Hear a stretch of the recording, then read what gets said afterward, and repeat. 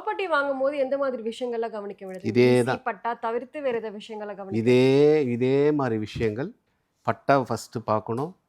அது என்ன மாதிரி மனை எல்லாமே அதே தான். Double document. நீங்கள் கேட்குற ம். கேள்வியில் நல்ல கேள்வி. பட்டா மட்டும்தானா? டபுள் டாக்குமெண்ட் வரும். நல்ல கேள்வி.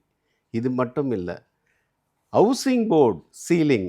ம். இது ரொம்ப முக்கியம். கேள்விப்பட்டிருக்கீங்களா?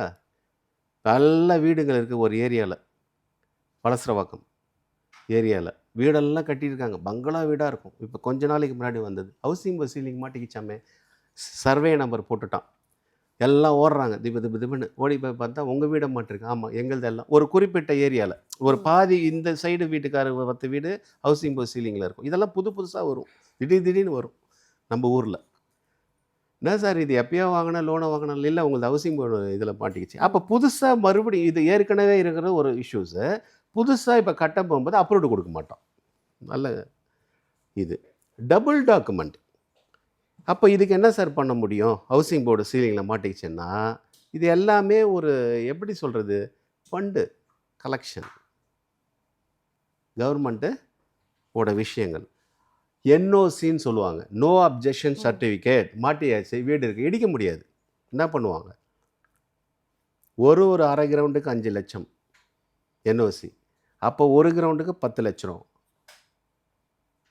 வசூலாச்சா? இது எப்போ வந்தது? நாங்கள் கட்டி இது கொடுத்தது, கரண்ட்டு கொடுத்தது யார்? இதே கவர்மெண்ட்டு தானே கொடுத்தது. பட்டா கொடுத்தது இதே கவர்மெண்ட்டை தானே கொடுத்தது. ரோடு போட்டிருக்காங்க, சீவேஜ் வாட்ரு அப்ரூவ்டு எல்லாம் கொடுத்து. இப்போ எப்படி இது வந்தது? யாராவது கேட்டாங்களா? இல்லை, அது பழைய டாக்குமெண்ட். எங்கே இடிக்குது?